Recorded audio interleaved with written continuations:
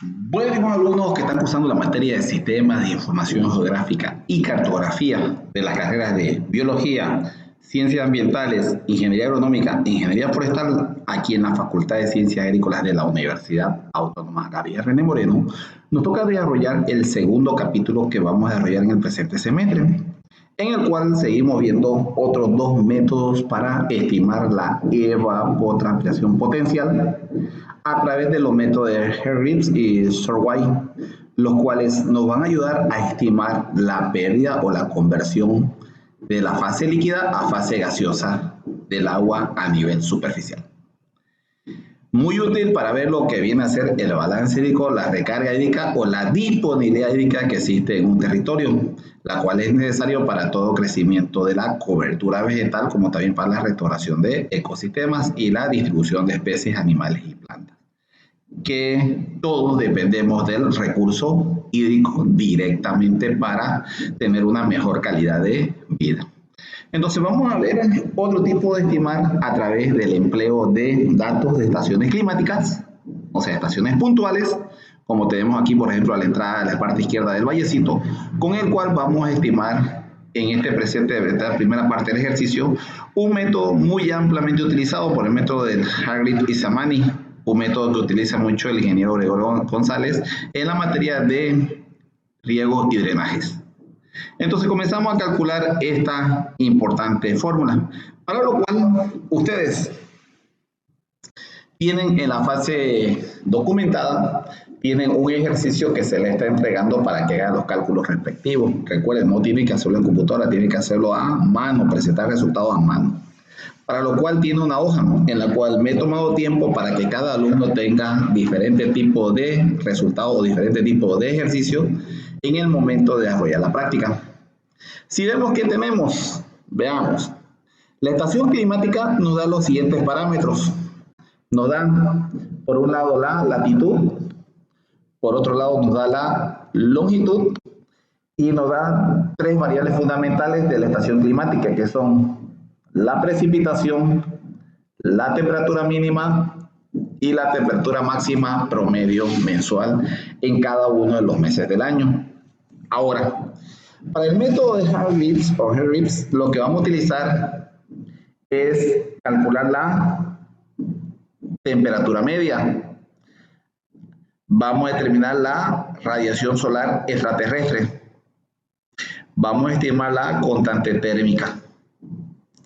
De ahí vamos a calcular la radiación solar incidente. Vamos a tabular los números de días que tiene cada uno de los meses del año. Seguidamente, vamos a estimar mediante fórmula la evapotranspiración potencial mensual como total en el año.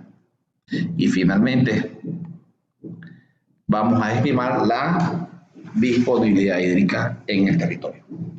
Entonces, eso es lo que vamos a calcular en esta planilla que tienen adjunta para realizar la práctica. Entonces, repasando lo que hemos hecho en el práctico anterior, recuerden el práctico en la primera parte, ya ustedes saben convertir la latitud a centesimal, como también la longitud. Saben que los grados son enteros, los minutos se dividen sobre 60 y los segundos se dividen sobre 3600.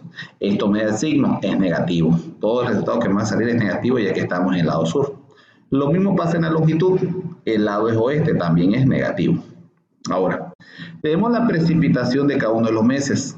Como les decía, la precipitación es acumulativa, tengo que sumarlas. Los niveles térmicos son promedios, tengo que sacar el promedio de toda la malla de registros de temperatura, sumar los 12 registros y dividirlo entre 12. Y eso me da la temperatura mínima media anual y máxima media anual. Entonces, comenzamos a realizar este proceso. Al hacer este proceso tenemos los siguientes resultados.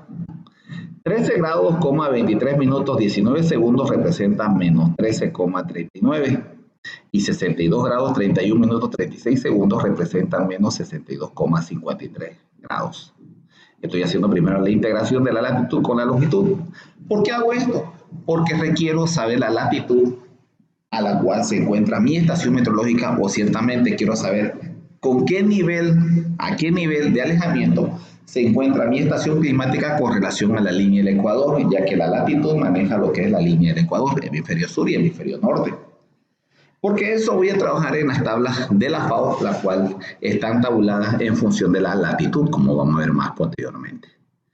Ahora, ¿qué tenemos? Tenemos que la precipitación anual ha llegado a 1.269 litros por metro cuadrado, siendo el mes más húmedo de mayor ingreso hídrico ha sido en el mes de enero y el de menor ingreso hídrico ha sido el mes de junio, donde menos agua ha habido.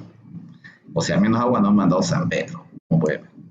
La temperatura mínima media anual es de 11,9 grados centígrados y la temperatura máxima media anual llegó a los 26,3 grados centígrados. Entre estos niveles térmicos fue lo que osciló los niveles medios de mi temperatura mínima hasta temperatura máxima. De ahí tenemos que calcular la temperatura media. Aquí igual la temperatura media a sumar la temperatura máxima y la mínima y lo dividimos entre 2. Eso me da la temperatura media. Por ejemplo, de enero fue 23,9. De febrero fue 22,8. De marzo fue 22,1. Y así sucesivamente cada uno de los meses para tener finalmente la temperatura promedio anual. Quiere decir que en el año la temperatura promedio anual en esta estación climática fue de 19,1 grados centígrados. ¿Qué nos toca ahora? Calcular la radiación solar extraterrestre.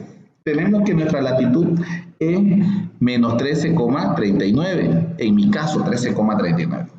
Si voy a la tabla de la FAO, tengo aquí que 13,39 está entre ¿qué? Entre los niveles 12 y 14. Entre medio tengo 13,39. Entonces aquí me dan las unidades. Recuerden que estas unidades quiero que dominen bien. Recuerden, la radiación solar extraterrestre de la tabla 2.6 que nos da FAO, las unidades están en megajoule por metro cuadrado por día. Entonces estas unidades están en megajoule por metro cuadrado por día. ¿Qué tenemos aquí? El primer mes es 40,6. En enero, a 14 grados de latitud sur y a 12 grados es 40,1. ¿Mi dato cuánto me requiere para mi dato? 13,39. Quiere decir que tengo que interpolar cada uno de estos 12 meses del año para el rango de este nivel de oscilación de la latitud.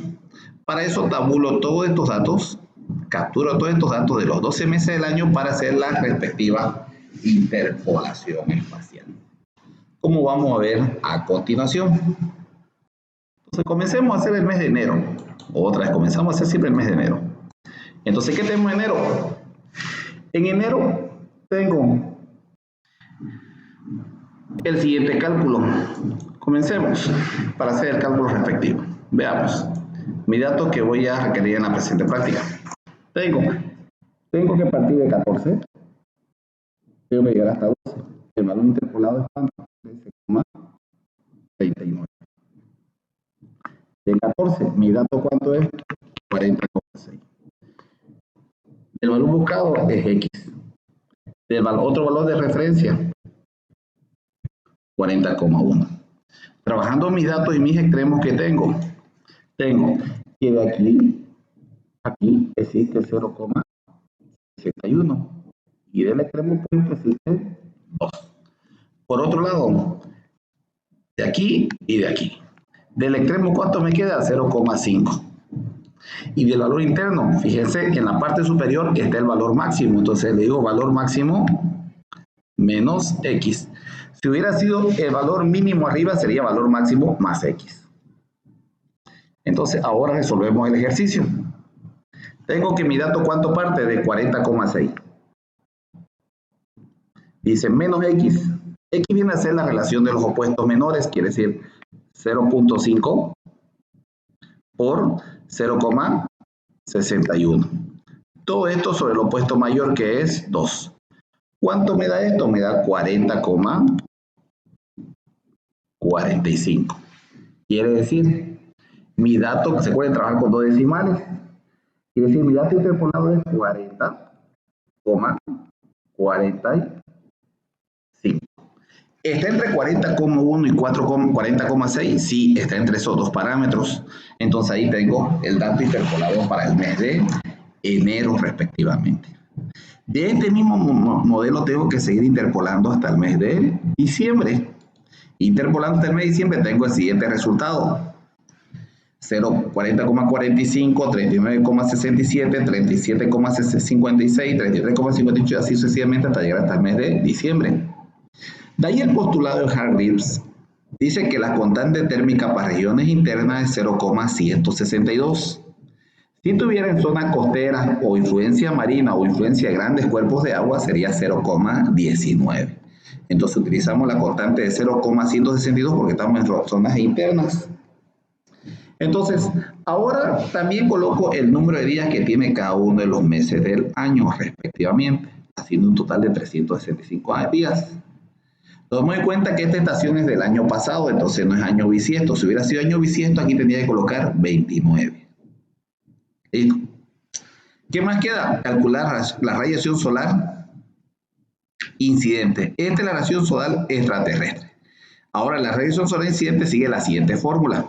Dice, la radiación solar extraterrestre es igual a ¿qué? A RO por la constante térmica por el delta térmico, quiere decir la diferencia que existe entre la temperatura máxima y la temperatura mínima elevado a 0.5. ¿Listo? Elevado a 0.5. Solamente ¿qué cuidado tiene que tener? El siguiente.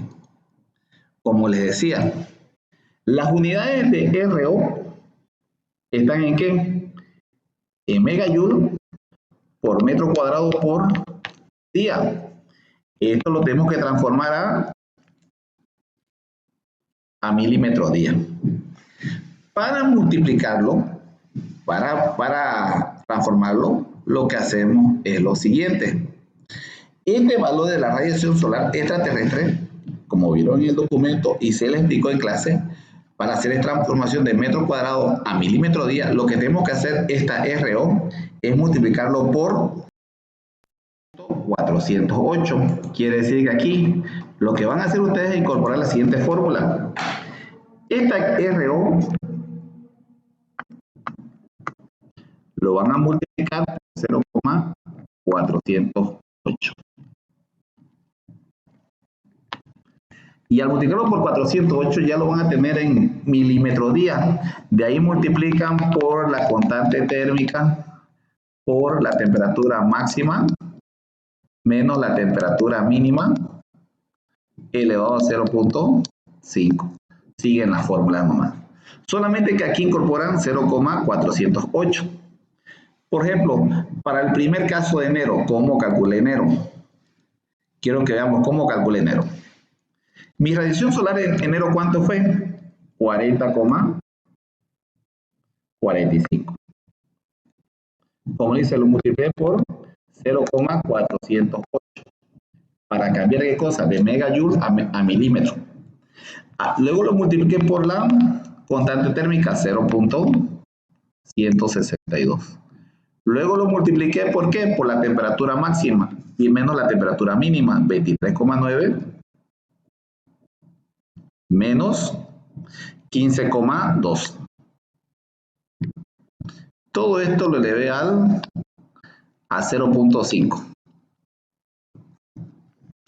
¿Y eso cuánto me dan? Me dan 7,89. Ese es el proceso que hice para calcular el mes de enero. Para el mes de febrero,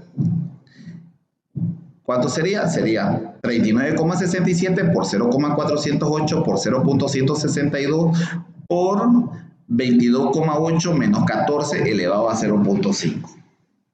Y así sucesivamente seguimos calculando para cada uno de los meses del año la radiación solar incidente. ¿Esto qué quiere decir? Este paquete que nos manda el Sol, la radiación solar extraterrestre. Y esta es la radiación solar incidente, la que llega directamente, en este caso, a la cobertura vegetal o al suelo para hacer lo que viene a ser la conversión o el poder calorífico para hacer la conversión de estado líquido a estado gaseoso. Es lo que hace que la planta haga fotosíntesis y haga la transformación de la molécula de glucosa. Entonces me marca cómo está la radiación solar extraterrestre. Y esto está directamente relacionado, de acuerdo a la fórmula de Hargreaves, está relacionado al delta térmico, al grado de incidencia o amplitud térmica que se presenta en el día en la unidad territorial. Una vez realizado eso, ahora nos queda calcular la ETP. Para la ETP sigo la siguiente fórmula. Pero esta fórmula, recuerden, está en milímetro día.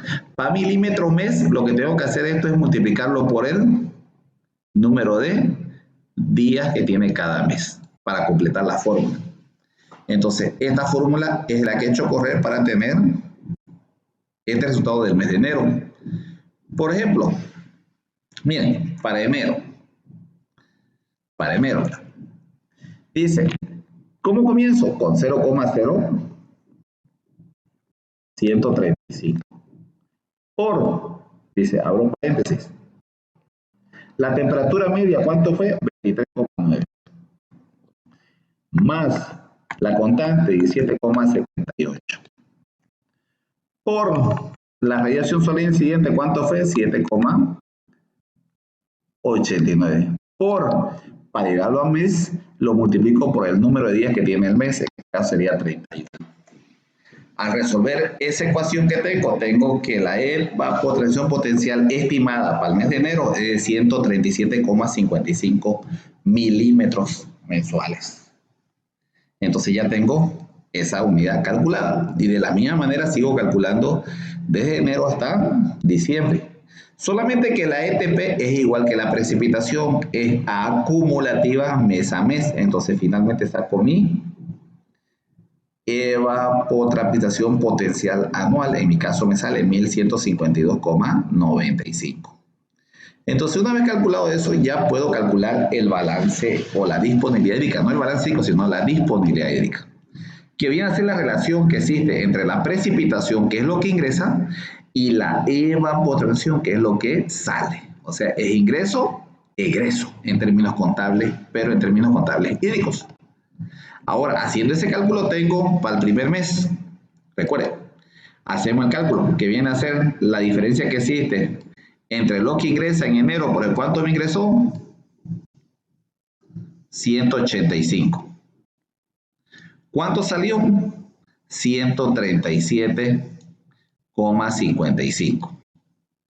¿Cuánto tengo del saldo anterior? Del anterior mes no tengo referencia, entonces sería más 0. Eso es la diferencia, ¿me da cuánto? 47,45. Quiere decir, el mes de enero tengo un balance positivo de disponibilidad hídrica de 47,45. Vamos al siguiente mes, febrero. En febrero, hagamos febrero. ¿Cuánto me ingresó en febrero? 177. ¿Cuánto se perdió en febrero?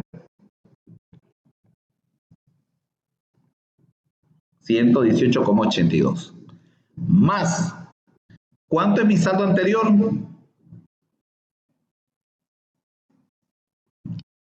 Es positivo. Si hubiera sido negativo, aquí también sería negativo acá. Pero es positivo.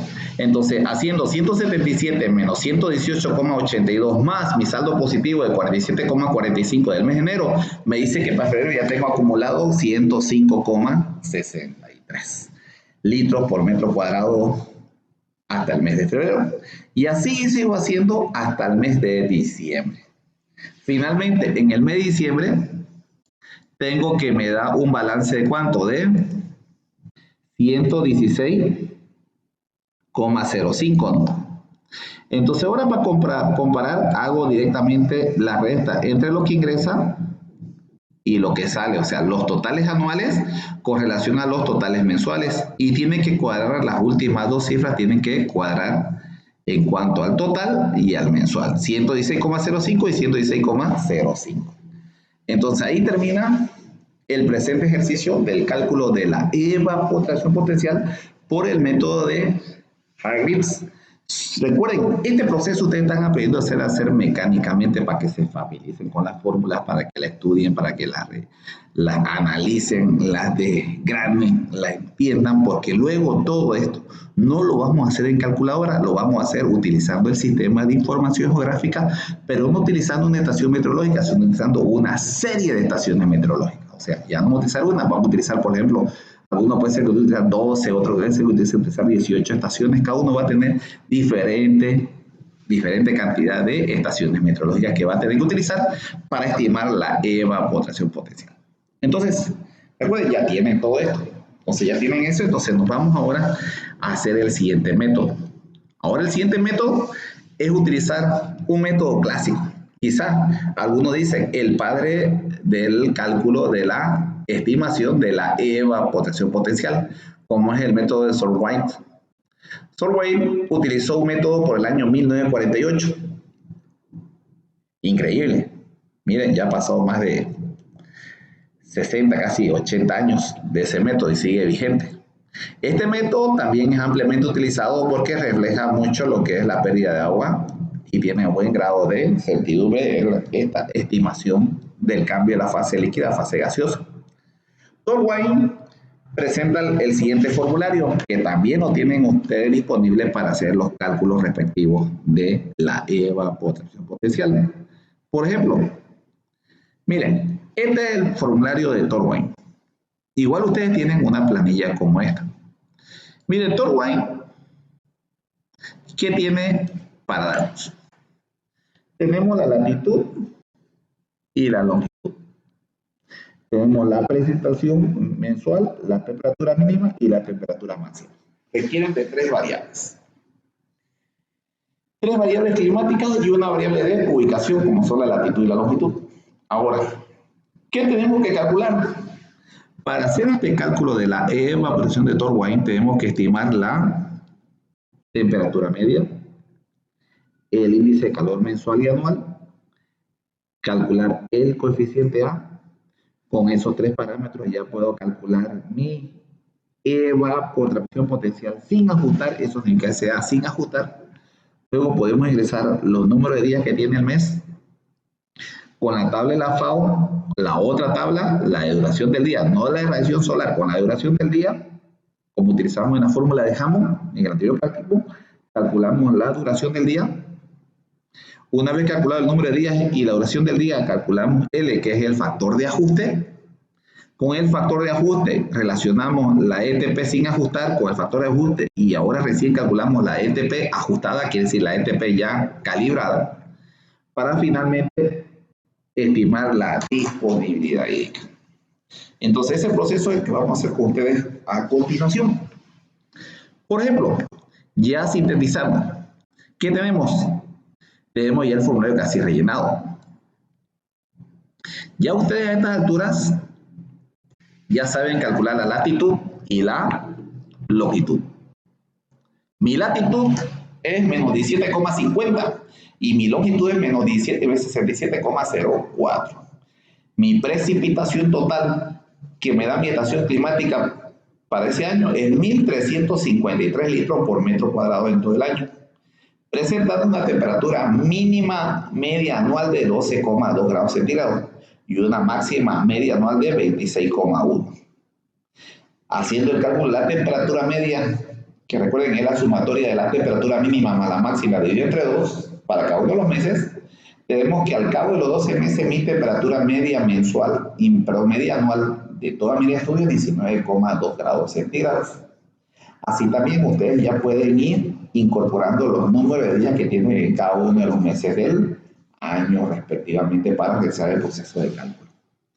Entonces, comenzamos a calcular. Primero lo que vamos a calcular es el índice calórico mensual.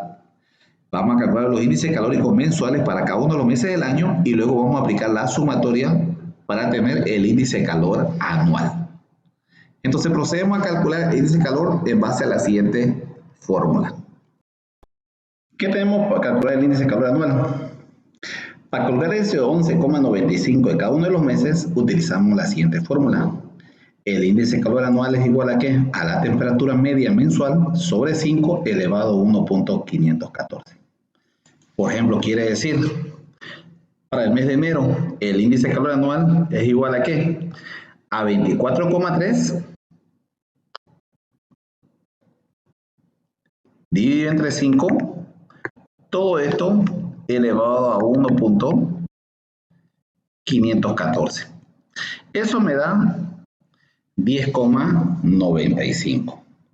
Entonces, este proceso lo realizamos para cada uno de los meses del año, teniendo de 10,95 hasta 11,9. Una vez terminan de calcular el índice de calor mensual, aplican la sumatoria de todo ese índice. La sumatoria del índice de calor anual me sale 93,15. Thor White dice que hay que calcular la temperatura, el índice de calor anual a través de la sumatoria de los índices de calores mensuales, donde cada uno de los índices de calores mensuales está relacionado a su temperatura media fraccionado a la quinta parte y elevado a 1.514. Entonces ya tenemos ahí la temperatura media, el índice de calor mensual y el índice de calor anual. Una vez hecho el índice de calor anual, que es 93,15, se calcula el coeficiente A. El coeficiente A es el coeficiente de calor anual. Eso está relacionado a este modelo matemático que vemos aquí. Ese modelo es el modelo por el cual hay que sacarse el sombrero por Thor White. ¿Por qué? Porque ese modelo él lo calculó cuando no existían computadoras eléctricas, ni digitales, ni computadoras. Le estamos hablando por el año 1948. Ahí él creó este modelo matemático, con el cual ajustaba el coeficiente A. Y ese coeficiente A que se calcula está en base a el índice de calor anual. Y eso me sale 2.04 porque es uno solo para todos los meses del año. Quiere decir, ese I elevado al cubo que representa 93.15 elevado al cubo. Aquí tengo 93,15 elevado al cuadrado del modelo matemático. Y aquí solamente multiplica a 0,01792. Entonces, ese I al cubo, al cuadrado y normal lo reemplazo por el índice de calor anual. Reemplazando el coeficiente A me sale 2.04. Eso lo copio para todos los meses del año, ya que es un solo modelo, un coeficiente A para todos los meses del año, ya que está directamente relacionado al índice de calor anual. Entonces, una vez calculado el índice de calor anual, ahora lo que nos toca es calcular la ETP sin ajustar. Para calcular la ETP sin ajustar, seguimos con la siguiente fórmula, dice. La ETP sin ajustar es igual a 16 por 10 por la temperatura media del mes dividido sobre el índice de calor anual elevado al coeficiente A. Entonces, nuevamente, expliquémosles de uno de los meses. Por ejemplo, ¿de dónde sale este 112,95? Sale de poner 16 por, abro paréntesis, 10 por la temperatura media, 24,3, sobre el índice de calor anual, que es 93,15. Todo esto elevado a 2,04. Recuerden, estos son los paréntesis que se tienen que elevar a 2.04. Haciendo ese cálculo me sale 112,15, que viene a ser mi ETP sin ajustar. 101,42 corresponde al mes de febrero y así sucesivamente. Recuerden, la ETP, al igual que la precipitación, es acumulativa. Se tiene que acumular para sacar el total anual. Entonces, así es como reemplazamos la fórmula para cada uno de los meses. Entonces, I y A son dos constantes. Esto no cambia, ya que se utiliza el mismo para cada uno de los meses del año. Solamente lo que va a cambiar de enero hasta diciembre, que va a ser la temperatura media, que tenemos diferentes temperaturas medias para distintos meses del año. Entonces calculan la ETP sin ajustar y ahora entramos a la duración del día. Para calcular la duración del día, trabajamos con la latitud, menos 17,50. La cual empleamos la tabla 2.7 que dice las horas de duración del día media. Para mi dato, estoy entre ¿qué? Entre 16 y 18. Fíjense, me dice 16 y 18. No se vayan a confundir, es la duración del día. La 2.7 es duración del día, 2.6 es radiación solar extraterrestre. Este está en horas por días. Entonces aquí tengo la radiación solar extraterrestre, perdón, la duración del día. De 16 a 18. Eso copio para estimar mi valor de mi latitud. Mi latitud está a menos 17,5, que está entre 12 y 18. Esta es la tabla para cada uno de los meses, desde enero hasta diciembre, para los valores que se llaman los valores referenciales. Entonces, en esto me voy a apoyar para estimar la duración del día para cada uno de los meses del año. Entonces, voy a hacer nuevamente un ejemplo de interpolación. Voy a hacer de un método. De 18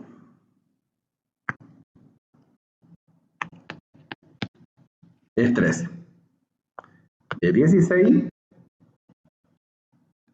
es 12,9. De 17,5 es X. Entonces, ahora sacamos los extremos y medios. De aquí a aquí, tengo 12 fijo eso. De aquí a aquí, ¿cuánto es? 0,5. Fíjense, mi valor máximo está arriba, entonces parto. Valor máximo menos X. Y de aquí a aquí, ¿cuánto hay? 0,1. Entonces, armo mi modelo de interpolación. Entonces, ahora hago el cálculo. ¿Cuánto es el valor máximo? 13. Menos, abro paréntesis. Los menores, multiplico los menores 0,1 por 0,5. Y lo divido sobre el máximo, 2. ¿Cuánto me da todo esto? Me da 12,98. Trabajamos con 2 decimales. Ese 12,98 lo tabulo aquí. 12,98. Entonces, chequeo. Mi valor referencial es 12,9 a 13. 12,98 está entre medio de esos valores referenciales. Es útil chequear para hacer un control de calidad de esa interpolación. Ya sabemos que mi dato está entre 12,9 y 13. Quiere decir, es 12,98. Recuerden trabajar en esta tabla con 2 decimales. Su resultado. Entonces ya tengo 12,98. Tengo que volver a hacer la interpolación de los restantes meses del año. A realizar las diferentes interpolaciones tengo el siguiente resultado. La duración del día para cada uno de los meses del año. La duración del día, nosotros en parte de recursos naturales, lo relacionamos en la parte de fisiología vegetal, lo relacionamos al fotoperiodo, en las horas luz o las horas de luz que le ingresan a los cloroplastos por día. En este caso, mensual, promedio mensual. Quiere decir, por ejemplo, en el mes de junio me ingresa 10,95 horas, casi 11 horas de luz de las 24 horas que tiene el día. Quiere decir que cerca de un 45% de la planta va a hacer fotosíntesis en el día si tiene las condiciones hídricas. Recuerden que esto es lo que hace que la planta trabaje en producir biomasa, ya que es las horas de trabajo que la planta va a producir oxígeno. Lo inverso es cuando va a producir dióxido de carbono, porque ya pasa a la fase nocturna, hace el proceso de inversión en sus cloroplastos. Y así es el cloroplasto y produce dióxido de carbono. Entonces, ya tenemos calculado la duración del día. Una vez calculado la duración del día, ahora puedo calcular mi factor de ajuste, que viene a ser L. L a que es igual, si vemos la siguiente diapositiva, L es igual al número de días que tiene el mes sobre 30 por el número de horas de luz que hay en el mes sobre 12. Por ejemplo, un mes cualquiera. Voy a agarrar el mes, por ejemplo, de mayo. Un ejemplo, mayo. El número de días que tiene mayo, ¿cuánto es? 31. Todo eso lo divido sobre 30. Y lo multiplico, ¿por qué? Por el número de horas que tiene mayo. ¿Cuánto tiene? 11,23. Lo divido todo eso sobre 12. Al hacer ese proceso de cálculo, mi resultado, ¿cuánto me sale para mayo? Mi factor de ajuste para mayo es 0,97. Entonces, ese es el factor de ajuste. El factor de ajuste está relacionado ¿a qué? A la cantidad de días que tiene el mes sobre 30, ya que dice, en Torwine dice que mayormente, en Torwine dice que tiene que tener, un promedio del día tiene que tener 30 días normales. Pero hay algunos meses que tienen más y otros meses que tienen menos y otros que tienen los 30 días estables.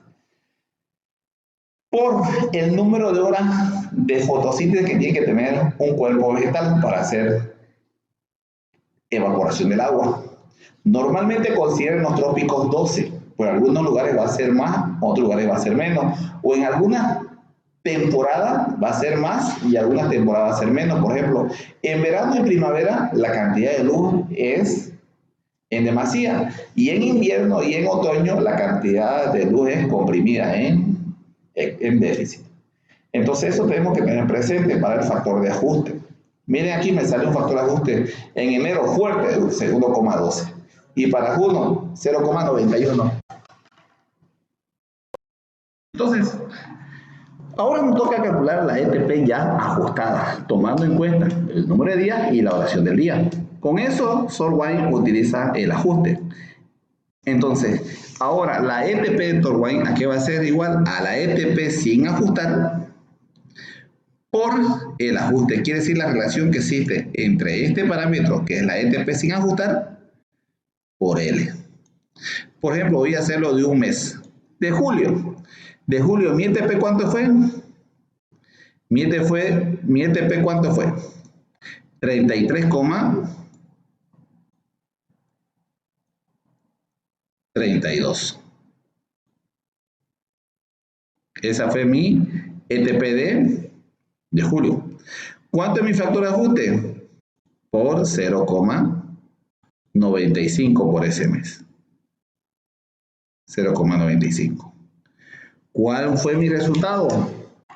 Recuerden, para julio, 33,32 por 0,95. ¿Cuánto fue mi resultado? Fue 31,63 milímetros de agua que se perdió en el mes de julio. Entonces, multiplicando la ETP por L, que es el factor de ajuste, me sale cuánto de agua se perdió cada uno de los meses del año, pero en un parámetro ajustado, de acuerdo al postulado de Solvay.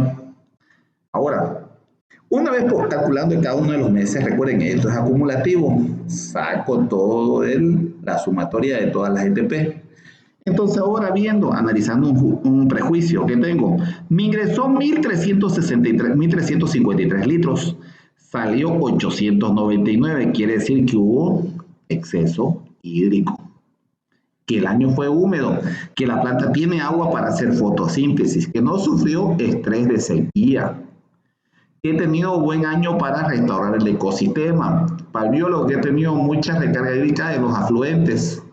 Se han visto favorecidos ¿quiénes? Los reptiles o los animales que dependen mucho del recurso hídrico, ya que ese año ha habido muy buen balance positivo, lo cual hace que se restaure la población, ya sea tanto vegetal como animal. Si es biomasa, he tenido buen crecimiento de los árboles o buen crecimiento de la plantación forestal. Entonces quiere decir que no ha habido mucho problema en cuanto al término natural. Me quedo en caja, perdón, vamos a hacerlo de vuelta. Bueno, entonces toca hacer ahora la disponibilidad hídrica. Vamos a hacerlo de un mes, por ejemplo. Voy a hacerlo de enero. Comencemos de enero. En enero me ingresó ¿cuánto? 185. ¿Cuánto me salió? 126. El ingreso fue mayor que el egreso, entonces el dato es positivo, me queda 58,98. Vemos 80. En el siguiente mes, en febrero, me ingresó 183. Salió 99. Y a esto se le suma el saldo anterior, dando un saldo de 142,60. En el mes de marzo, me ingresó 119. Salió 89 y se le suma el saldo anterior, quedando un saldo de 172,49. Al finalmente, ¿qué tengo? El saldo mensual es de 453,44. Esto lo compruebo, ¿qué cosa? Agarrando el parámetro de la precipitación y restando la ETP total ajustada. Y eso en los totales también tiene que cuadrar con el dato mensual. Entonces, cuando cuadra, quiere decir que no se ha perdido ni una gota de agua en todo el proceso de cálculo. Es lo que ustedes van a hacer como esta segunda fase del postulado de Torway. Bueno, hasta aquí llega todo lo que hemos hecho en el presente ejercicio número 2. No se olviden, les agradezco por su like. Este video me estimulan a hacer nuevo material. Recuerden, les agradezco mucho por su participación en clase y nos vemos en el siguiente práctico número 3. Gracias.